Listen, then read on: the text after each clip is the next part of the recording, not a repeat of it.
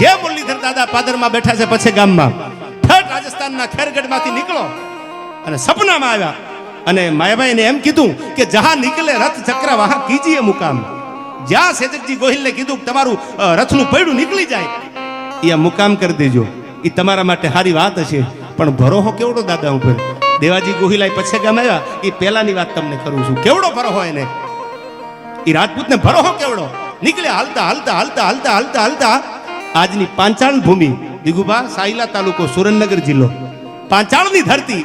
અને પાંચાળની ધરતીનું પંખીના માળા જેવું ગામ. એ ગામના પાદરમાં એ ગામનું નામ સેજકજી ઉપરથી પડ્યું, પણ પેલા એ ગામનો ટીંબો અને ન્યા બરાબર ભૂગ્યા. જહાં નીકળે રથ ચક્ર વહાં કીજીએ મુકામ. રથનું પૈડું નીકળી ગયું અને ઉભી રાખી દીધું કે ઉભા રસાલો ઉપર રાખી દીધો. રાખી દો ઉભો. કેમ કે મુરલીધર દાદાએ કીધું છે કે જ્યાં રથનું પૈડું નીકળે ને ન્યા રહેવાનું છે. પછી કોનું પરગણું, કોણ વહીવટદાર, એ કાંઈ ખબર જ નહોતી. ખેરગઢમાંથી રાજસ્થાનમાંથી આવ્યા, પૈડું નીકળ્યું અને ત્યાં રોકાણા. એ જુનાગઢ તાબાનું તેદી ગામ કહેવાતું. જુનાગઢમાં રા વંશનો મધ્યાન તપે અને તેદી એમના દીકરી વાલમ કુંવર બાઉ ન ભૂલતો આવતો જુનાગઢના રા ને દીકરી દીધી. એમના દીકરાને દીકરી પરણાવ્યા અને એ ગામ સેજકજી ગોહિલે આમ 12 ગામ આપ્યા અને એ ગામનું નામ સેજકજી ગોહિલ ઉપરથી આજ પણ સેજકપુર ગામ છે. અમારા કાઠી દરબારુ ખવડ અટકના કાઠી દરબારુ ગામમાં અટાણે વસવાટ કરે છે. એ ગામ સેજકપુર ગામ. એ સેજકજી ગોહિલ ઉપરથી ગામનું નામ સેજકપુર ગામ પાડવામાં આવ્યું. એ પંચાળ પ્રદેશનું આ ગામ, સાયલા તાલુકો, સેજકપુર ગામ, સુરેન્દ્રનગર જિલ્લાનું આ ગામ. એ જ્યારે નીકળ્યા ખેરગઢમાંથી ત્યારે પેલું મુકામ, પેલું પૈડું ત્યાં નીકળ્યું. અને ત્યાર પછી એમના મોટા દીકરા રાણજી ગોહિલ, જેને રાણપુર વસાવ્યું. અને રાણપુર આખું જે તમે અત્યારે જાઓ પાળિયાથી આગળ જાઓ એટલે ધંધુકા જતા રાણપુર આવે, એ રાણપુરની ગાદી સ્થાપી. ઇતિહાસ બહુ મોટો છે દિગુભા, શોર્ટમાં ટૂંકમાં તમને કહું. એ રાણપુરના રાજા એટલે રાણજી ગોહિલ. અને ઈ રાણજી ગોહિલનો આ દુહો રાણા રમતું મેલ કનારે કટક ચીડ્યા. હવે ખતરી ચોપડ ખેલતન ગોહિલ કા લાગે ગળ્યો, આ તો રાણા રમતું મેલ કનારે કટક ચીડ્યા. એક પછી એક પરંપરામાં આગળ તમે આમ દી આવો ધીરા ધીરા ધીરા ધીરા. એટલે પછી સરતાનજી આવ્યા, ઉમરાળાના ગાદીપતિ હતા. ઉમરાળા આ બાજુમાં ઉમરાળા છે, ઉમરાળાના એ પોતે ગાદીપતિ હતા. અને હું ન ભૂલતો હોઉં તો ટૂંકમાં આખી વાત કહું, મેરણભાઈ રામદાસજી ગોહિલ થયા. એ પાઘડીના વળમાં મુરલીધર મહારાજને રાખતા હતા. એક દીકરી પરણાવી દીધી. પરણ્યા પછી દીકરી બાપને મળવા આવી. ભાઈ મળવા આવી ને એટલે ગરીબ હતો બાપ, અને દીકરી સુખી ઘરમાં હતી. ગાડી લઈને આવીને જોયું તો દરવાજે તાળું મારેલું. એટલે કોઈને કીધું કે મારા બાપુ ક્યાં છે, કે તારા બાપુ તો મજૂરીએ ગયા છે, કે મારા બાપુને મળ્યા વગર હું જાઈશ નહીં. એ આવી અને ખબર પડી મજૂરી કરતો હતો બાપ. બધાય તો પૈસાવાળા ન હોય ને. આ તો સમય સમય બલવાન નહીં પુરુષ બલવાન, કાબે અર્જુન લૂટ્યા વહી ધનુષ વહી બાણ. એટલે ક્યાંક આમાં હોય નહીં તો મૂંઝાતા ને. આ તો સમય વાજા છે, કાલ કોના વાગતા છે કોને ખબર યાર. નથી જાણ્યું જાનકી નાથે સવારે શું થવાનું. દિગુભા હવે સાંભળજો ગુજરાતભાઈ, થોડી વાર ત્યાં જગ્યા, આમ તો તમે ઘર ધણી છો, તમારી જગ્યાની જરૂર હોય, તમારે તો ઊભું જ રહેવાનું હોય, પણ હવે સાંભળજો આ વાત. મને બહુ ગમે છે, આપને ગમશે આ વાત. એ દીકરી આવી અને દીકરીએ કીધું કે મારા બાપને મળવું છે મારે. એટલે એને કીધું કે તારો બાપ તો મજૂરીએ ગયો, ખેતી કામ કોઈની મજૂરી કરવા ગયા. ન્યા આવી દીકરી બસ બદલી હતી, બાપને મંડી રોવા રહ રાહું. એ કે બાપુ હવે મૂકી દો, હું તમારા આશીર્વાદથી બહુ સુખી છું. એમ કરી અને વાત તમને ટૂંકમાં કરું. દીકરીને બાપ બે ઘરે આવ્યા. માં તો હતી નહીં, માનો પ્રેમે બાપે દીકરીને આપેલો. અને દીકરી જ્યારે 1 કલાક 2 કલાક 5 કલાક રોકાઈને હલતી થઈ ને ત્યારે માથે બાંધેલી માયાભાઈ પાઘડી હતી ને, બાપા પાઘડીના વળ મીંડો ઉતારવા.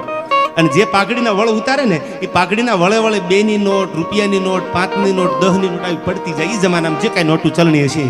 અને ઢગલો થયો એટલે આખી પાઘડી આમ છૂટી કરી અને પછી ખોબો ભરી અને દીકરીના હાથમાં પૈસા મૂક્યા. એટલે ઓલી દીકરીએ કીધું કે બાપુ મજૂરી કરો તમે, તમારી આગળ પૈસા નથી અને હું તો તમારા આશીર્વાદથી બહુ સુખી છું, મને શું કામ આપો છો? બેટા, દીકરીની આગળ બાપ કોઈ દી લેતા રૂડો ન લાગે. પછી 1 રૂપિયો હોય કે 1 કરોડ રૂપિયા હોય, બાપનો હાથ તો દીકરી સામે આમ હોય. બેટા ના પાડતી નહીં, મારી મજૂરીના કરેલા પૈસા ભેળા મેં પાઘડીના વળમાં રાખ્યા હતા અને આ પૈસા તને આપું છું. એમ પાઘડીના વળમાં રામદાસજી ગોહિલ મુરલીધર મહારાજની મૂર્તિ રાખતા. ક્યાં રાખતા? પાઘડીના વળમાં ફેળી મૂર્તિ રાખે. કેવડી શ્રદ્ધા, કેવડો વિશ્વાસ મુરલીધર દાદા ઉપર. ક્યાં દ્વારકા વાળા. અને આ ગોહિલવાડને હૃદયથી કહું છું, દ્વારકા તો આપણું છે, કદાચ જવાય, જવાનું. દ્વારકાનો નાથ ત્યાં બિરાજે છે, પણ કદાચ દ્વારકા ન જવાય અને ક્યાંક છેટું પડી જાય સમયના અનુસંધાને અને પછે ગામના પાદર સુધી આવો ને તો એ દ્વારકા વાળો મુરલીધર દાદો પછે ગામમાં હોકારા આપે છે, બાપ હું આય બેઠો છું, હું આય બેઠો છું, હું આય બેઠો છું. હા ભગવાન મુરલીધર મહારાજ. અને હવે સાંભળજો, પાઘડીના વળમાં મુરલીધર દાદાને રામદાસજી ગોહિલ રાખે અને એમાં એક દી શંખ લઈ અને ઉમરાળા ગાદીપતિ હતા નીકળ્યા. મેવાડમાં ચિત્તોડગઢમાં રાત રોકાણા ને ખબર પડી હવારમાં કે વિધર્મીઓની ફોજુ ચિત્તોડમાંથી યુદ્ધ કરવા આવે છે. રામદાસજી જાતા કાશીએ ઉદયપુરના ખાધા અન્ન. એક રાત રોકાણા. હા ભણજો, આ કિંમત હતી મહેમાન ગતિની. એક રાત રોકાણા ને ખબર પડી ખબરમાં રાણાની સામે ફોજ આવે અને હું ગોહિલવાડનો ગરાસ્યો આમ નામ નીકળી જાઉં. આ દાઢમાં હજી અનાજ ભર્યું છે. દીગુભા હરમ છે, હા ભણજો, ખાય મોઢું લાજે આંખ.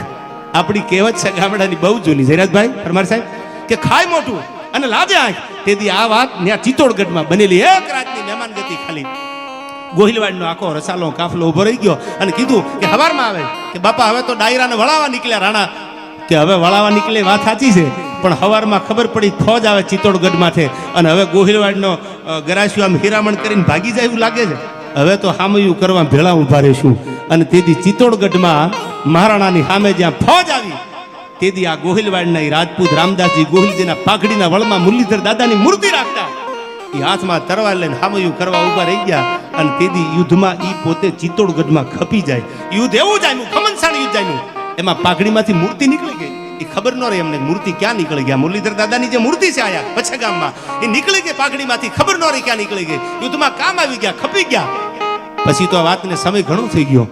આગળની પેઢીઓ સરતાનજી લઈ લ્યો, ઉમરાળાની ગાદી મેં કીધું એમ આગળની પેઢીઓ વિસાજી ગોહિલને સપનામાં આવ્યા. ભાઈ હા ભાઈ, વિસાજી ગોહિલને સપનામાં આવ્યા અને સપનામાં આવીને કીધું હું આવીશું, પણ હવે જાવું ક્યાં, નક્કી કેમ કરવું. વિદ્વાન બ્રાહ્મણો તેથી અને વિદ્વાન બ્રાહ્મણને બોલાવીને વિસાજી ગોહિલે, વિસાજી બાપુ ગોહિલે કીધું કે મને સપનામાં મુરલીધર દાદો આવ્યા છે અને મારા બાપની પાઘડીના વળ માથે જેથી મુરલીધર દાદો બેસતા યુદ્ધ થયું, રાણાની હાટું પોતાનું માથું આપી દીધું અને હવે મને સપનામાં આવ્યા છે. સપનું સાચું છે ખોટું છે?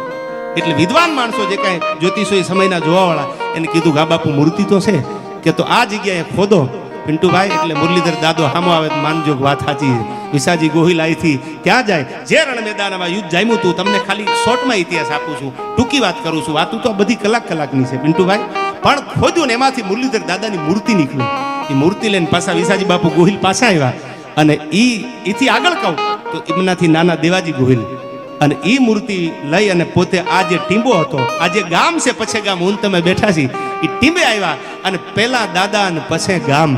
વિસાજી બાપુ પછી આ દેવાજી બાપુ ગોહિલ આવ્યા. પેલા દાદા મુરલીધર દાદાની મૂર્તિ રાખી, કારણ કે જેના બાપ દાદા માથે રાખતા મૂર્તિ, ખીચામાં નહીં, પાઘડી માથે. આપણે કહીને તમે તો અમારા શિરો માન્ય છો, એ મુરલીધર દાદો તો એના માથાના મુગટ ઠેકાણે હતા. અને દેવાજી બાપુએ આવી અને કીધું પેલા દાદા અને પછે ગામ, એટલે આ ગામનું નામ પછે ગામ પીડ્યું. ઈ આ પછે ગામના પાદરમાં હું તમે આ દાદાના સાનિધ્યમાં મળ્યા છીએ. ઈ જ પછે ગામ કે જે ભગવાન સપનામાં આવી અને મુરલીધર દાદો એમ કહેતા હોય બાપા હું તમારી ભેળો છું, બાપા હું તમારી ભેળો છું. અને એવડી મોટી ગોહિલવાડને એના ઉપર શ્રદ્ધા અને એવડો મોટો ભરોહો કે જેના શબ્દોમાં વર્ણન ન થાય. ઈ આ ગોહિલવાડ.